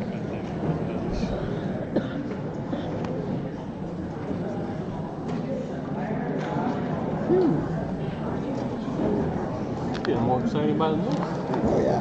Hey, we got a new motion we haven't had in a long time. Which one was that? This time to adjourn. I don't remember ever doing that before. That's a new one for me. Yeah. I did it like It's rare. 1, 2, 3, 4, 5, and then 1 So I got one of those somewhere. Why? Just to thumb through it. But I don't know what's useful. All right, thank you. Yeah, see, this is like the top ranked motion. Jeremiah? Yeah. How can we take this off? He just needs to put in his credentials. Oh, yeah. How do we not get it up on the screen?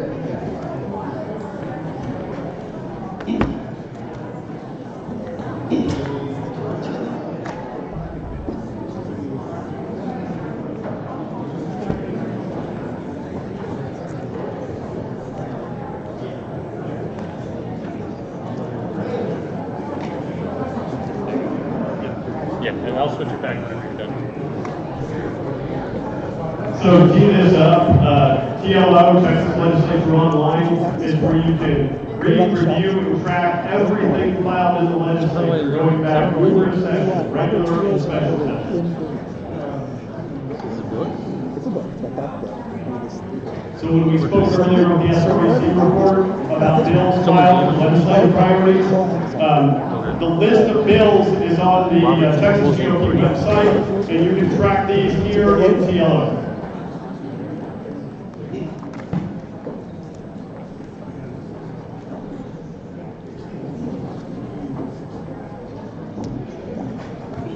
It's free, I know. This is the rule book that I thought that is, how does it actually All right, everybody. I appreciate everybody's attention. I will have to say, again, I've said this last time, being from Dallas, it's so awesome to see a CEC meeting where you guys are dealing with this much substantive business. Like, we're not even talking about making endorsements for municipal races in Dallas County. So I know it can be frustrating, but it's actually, it gets me pretty pumped up to see so many passionate voices and seeing everybody paying attention and being plugged in. So I'm not from your county, but I actually have a lot of city clients that are in your county.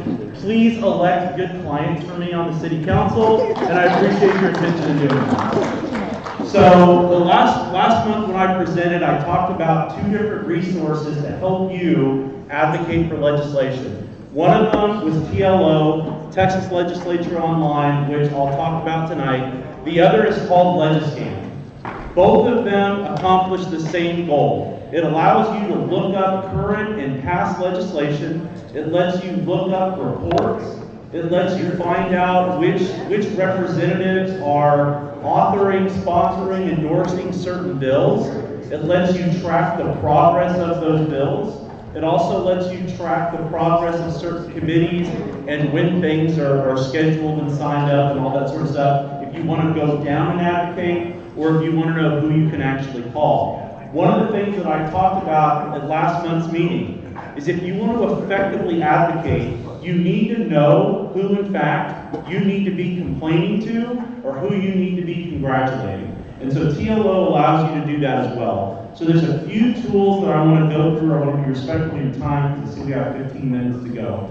So the first thing, so this is through the Texas Legislature's website. If you'll see here at the top, it's at capital.tx.gov. If you go to the home page, it shows up as something like this. This is just your overall Texas legislature. If you go to legislation, this brings you to the default TLO page. You can also see in the top right-hand corner, this login tab. I recommend everybody go in and log in. You can use your setups, you can set up whatever your email address is and whatever password you'd like to have. What that will allow you to do is that essentially allows you to save your progress. What would be an ineffective use of TLO is just going on each time and re-looking up bills. But if you set up, if you go here to the login and you go here to new user and you set up your account, it allows you to save bills and it allows you to turn on notifications so you can track the legislation, you can be sent notices and alerts as the legislation is moving through the process. One of the frustrating parts about helping with legislation, about pushing legislation, is there is not necessarily a normal routine for when your bill is going to be called to committee. That sort of stuff doesn't always happen with regularity. You have to actively monitor to know, or you have to have alerts set up on your bill so that you can follow that. But once you get it all set up, you'll have this My TLO tab here. It'll give you your bill lists. It lets you set up alerts. And again, you can set up alerts on all this sort of stuff. If you particularly care about a committee, you can set up an alert about the committee when that committee is going to be meeting. If you want to make sure that you know when things go to calendars, right? I think we've all learned during the Texas House Speaker debates how important the chairman of the calendars committee is. If you want to know when stuff's going to calendars, you can set your alerts and all that sort of stuff up on here for your track bills. It is very, very handy. So how do you look up what bills are out there? Well, there is the bill lookup tool. Now I will say, I think this is not entirely user intuitive, but the thing I want to point out to everybody, when everybody pulls this up, they generally look at this section right here on the top left, which requires you to know a particular bill number and all that sort of thing. You might know that. Great if you do. Maybe, for example, if you go to the Texas GOP website, they actually have a list of all the bills that relate to the legislative priorities. They have the bill numbers and all that sort of stuff. A very easy thing that you can do is come here to TLO, pop in those bill numbers, and start setting reminders or notifications for all those bills that relate to the legislative priority you care the most about. Another thing that you can do, and to me this is actually a more helpful way of being able to look through it. If you see here on the right side of the screen, you see where it says tips on finding a bill. Well, we're right here now on the bill lookup tool. That's your default. But you can also go to a text search, which takes you to this page. This is the helpful one. This is where you can go over here and you can say, give me something that will apply across the board. So this is, let's say, we're going to say, we care about property taxes. This is going to give me, this is going to search, and I didn't do a very good job, but there were multiple search bars on the previous screen. I'll go back to and show them. Some of them said, show me all the words. Some of the words, show me any words. I typed in all the words because there's going to be a ton of bills that have either the word property or tax in it. I want the ones that say both. So this is giving me bills 1 to 25 of 389 matches. There are tons of bills that have these words in it. It doesn't necessarily mean that it's on lowering your property taxes, but that's a keyword search. There might be something that's a little bit more specific that you want to have, like I said here, This has exact phrase. So, you know, maybe you want to see an exact phrase that's, let's say, school choice. This is going to give you bills that only have the word school choice together.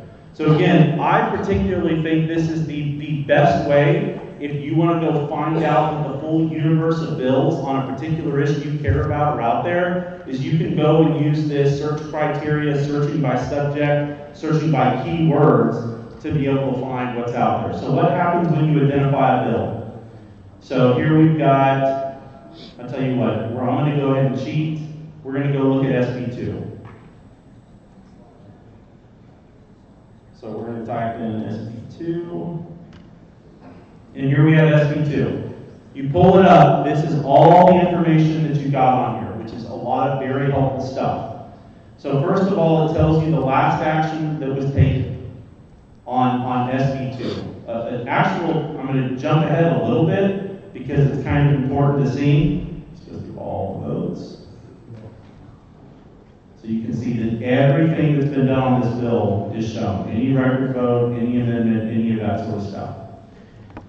Companion bill, okay? So I talked about this the last time we talked as far as pushing legislation. It's not enough to just see that there's a bill in the House or a bill in the Senate that you like. What you need to also see is that there is a companion bill, and that the companion bill in the other legislative chamber is making moves. So if you're somebody that's a fan of SB2, well, right now there is HB3 in the House that's going before the Public Education Committee, and it tells me right here it is in committee. So this is a companion bill for SB2. So if you don't like SB2, if you want to see changes to it, you don't want to see it enacted by the House, this tells you what you need to do. You need to reach out to the Public Education Committee, and you need to be monitoring this bill when it comes before that committee. Going up here a little bit on SB2, it tells you who's authoring it, who's co-authoring it. It gives you the subjects that it's in, which isn't always all that important. Then here you see along the top, right now this is history. This kind of gives you the overview. You also can look at the text, and you can see the various versions of the text. Now here in the Senate, because it's passed, what matters most is the engrossed version, which is the final version here. And so you can take a look at that online, and you can see exactly what the bill does, the exact verbiage, what's changed, what's not changed. Now there are multiple things here for the engrossed. If you want to have it as a PDF document, you can print that off. If you want to look at it as an HTML, which means it pops up as a web page, you can click this. And if you want it to be a Word document, now the Word document version is particularly helpful if you are wanting to create a handout. Perhaps there are parts of SB2 that you like, there are parts that you don't like. You would like to see certain language amended or changed in it. Maybe you would like to see, like for example, if you want no strings attached school choice, you might want to strike the language in the bill that talks about there being certain strings attached or certain requirements or things along those lines. You can do that with the Word version. You can make a red line version that you can take down to Austin, and you can give it to the representatives on the committee, you can give it to your representative and say, I did the work for you. Here's how I think that this bill should read. That's the good thing about the Word version, that you can download them on here. Again, going through actions, you saw this on the first page, but it'll tell you exactly when and where everything was done. It also tells you where in the official journal that was, if for some reason you need to be documenting or following that. Amendments. It shows you any and all amendments and whether they adopted or failed, and then again here you can see the text of those amendments as they came through. So you can really get in the weeds about how these bills change and ebb and flow over time. Now for anybody that has tracked this stuff and wants to hold people accountable, you know the devil can be in the amendments. You know that there can be crap amendments. You know that there can be great amendments that didn't get passed. This is the sort of thing where you can find that stuff and you can get those specifics if you want to hold people accountable. And then the last page here, it talks about the bill stages. I like this one because it's kind of color-coded and it puts it in sort of an easy graph. If you want to make your precinct, like as a precinct chair myself, if I want to tell my precinct where to process a particular bill is, I can screenshot this and I can send this out in an email to to the people that are living in my precinct, or I can send it to my contact list or the activists that I work with and be able to say, hey, here's we are, here's the next steps. And like we talked about before, it's been voted on by the committee. The next stage is for it to get out of the House committee. If you want to push SB2 right now, talk to the House Committee on Public Education. Going back to the history page, let's say we want to find out who those people are. We can click on the link here and look at that. It gives you the full list of everybody that is serving on that committee. It tells you the chair, the vice chair, and everybody else is on it. And then of course, once you start clicking on these links, you start getting contact information. Another little fun thing that you have here, note on the top right, you have the clerk of the committee. If you want to try to call and get some specific information about when the committee might meet, what's going to get called, things along those lines, sometimes the clerk can be helpful with that. But again, the important thing is that they put all the information right here on your fingertips once you get the bill up, and you got your committee that it's in. I mean, that's great. It makes it so much easier to pull that stuff up. And again, like I talked about earlier, if you had logged in, you see here on the top right, it says add bill to list, and then add to alert list. So if this is a bill that you want to track, you hit the add bill list, and you can start tracking that sucker. It's in your My TLO little tab. If it's something that you want to get alerts from, you want to get emails from, you click on the add to alerts list, and all of a sudden now you're going to get all that information. It's a couple of other quick things. I mean, we could spend more time in here, but I feel like y'all were doing better work, so I sat there and shut up. If you come here, again, legislation, and you just hover the mouse here, you don't click on anything, or you can click on it and it pulls it up here, you see this part here that talks about reports. There's a lot of great information on here. Let's say you want to know, okay, well, I have an elected official here. I want to see what that elected official's been doing. Let's see. There we go. So here we go. So now all of a sudden, we have a list. Here are all the bills that you can go through that specifically talks about these are the things that have been authored by a particular representative. So if you're, whoever's district you're in, if you want to see what work they're actually doing, what bills they're actually proposing, or that they're jointly offering, that reports tab allows you to look it up by your elected official. And then again, you can click through here, it takes you to the bill, it's very convenient. I will say sometimes the captions aren't always the best. They give you a pretty good idea of it, but I wouldn't treat the captions like it's scripture. Other things that you have here, you have bills by subject. Okay, so this is another way that you can kind of look through things. One of the things that you can do, popular names of acts. I know sometimes it's frustrating for me when I hear people, oh, I'm pushing XYZ act, but they never give you the bill number. This fixes that. If there are popular names attached to it, here they all are. They're all listed on here. So if it's like, okay, I want to know what the, the Child Sex Trafficking Victims Act, there are no bills, right? This is a popular name that's been given. This is a placeholder, but there haven't been any bills that have been filed in that yet. But you can click through here on the various ones. Hypothetically, there are some that actually have bills attached to them.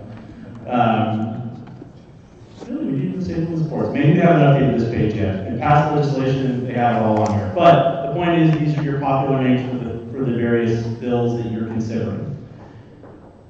General reports, if you want to see, so like for example, if you want to know what's been filed today, what's been passed today, if you want to look at certain bills, if you want to look at when bills become effective. So like for example, at the end of a legislative session, if you want to see what they actually accomplished, you can click on the bills effective on September 1st, and why we haven't had any bills fully passed yet, it'll give you a list of all the new legislation that's going to take effect on September the 1st. And there are the other reports on here that tell you, obviously, 90 days are effective immediately, what's been signed by the governor, what's been vetoed by the governor, all that information is on there. So I have 1 minute left, so no time for questions. Unless you guys want to catch me afterwards, I'll definitely stick around and answer your questions. But please, please, please, go to the TLO website, set up your account, and at the very least track one bill, right? Even if you just do one, it will educate you so much on what the process is to get stuff passed. And even if all that does is enable you to talk to other voters in a more educated manner, or talk to the people in your precinct in a more educated manner and give them better information, it's totally worth it if you just do that. If you want to be a superstar, track a bunch of them, start sending some emails, kick people in the rear, and let's actually get worthwhile legislation adopted this cycle. Thanks, everybody.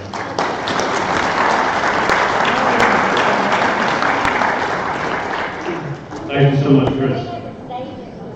I'm sorry? Name and email? Yes.